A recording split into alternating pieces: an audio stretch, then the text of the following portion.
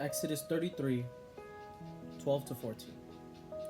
Then Moses said to the Lord, "See, you say to me, 'Bring up this people,' but you have not let me know whom you will send with me. Yet you have said, 'I know you by name, and you have also found grace in my sight.'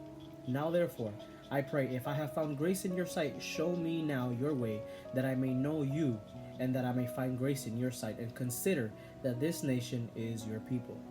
And God said, "My presence will go with you, and I will give you rest." So I think we should meditate on these few verses, because I think that we tend to forget, because we don't see him, we tend to forget that he's sitting and is present with you at this very moment.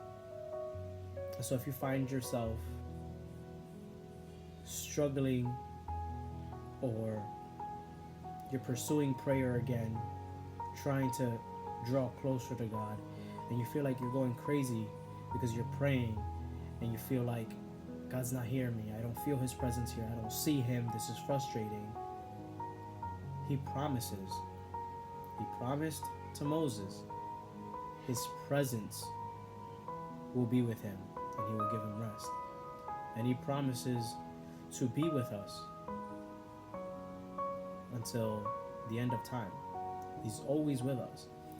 And I think it's very easy for us to forget, especially during times of tribulation, during times of frustration, during times of intimate prayer, or getting back in communion with God and having that private time, that we forget that his presence is there. God is present every second of the day, right? And a quick side note, something that I like to think about is when we think about David, right? David was the king, and we are told that he was a man after God's own heart.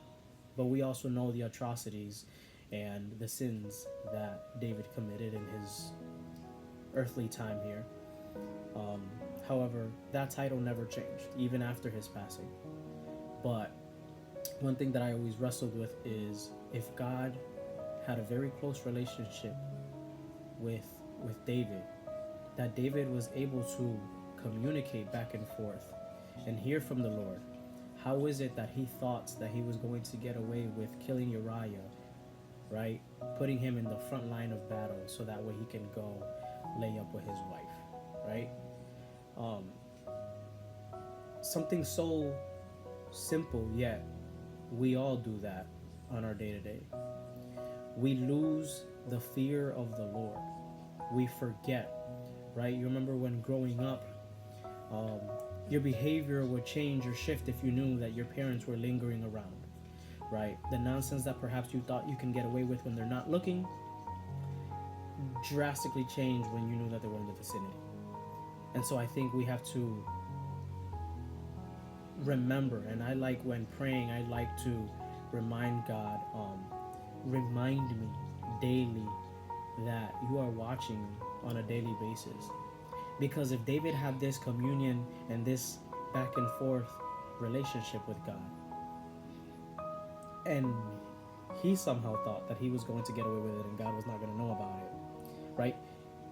He literally tried to bury his sin, if we can even word it like that, to hide his sin. Nothing is hidden from the all-knowing, which is God. And so let's make sure that our behaviors align that way. Act as if there's a camera watching your every movement, every second of the day. Because in fact, he is.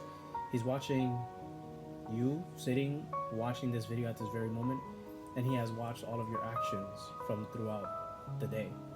So let's not forget that. Also in times of when we are scared, when we're approaching new obstacles, or if you're considering going to an interview and you are scared, grab on to courage, hold on to his truths and his word, and remember that his presence is with you everywhere you go. And I think that'll alleviate a lot of the anxiousness and make things a lot easier for us on our day-to-day walk with Christ.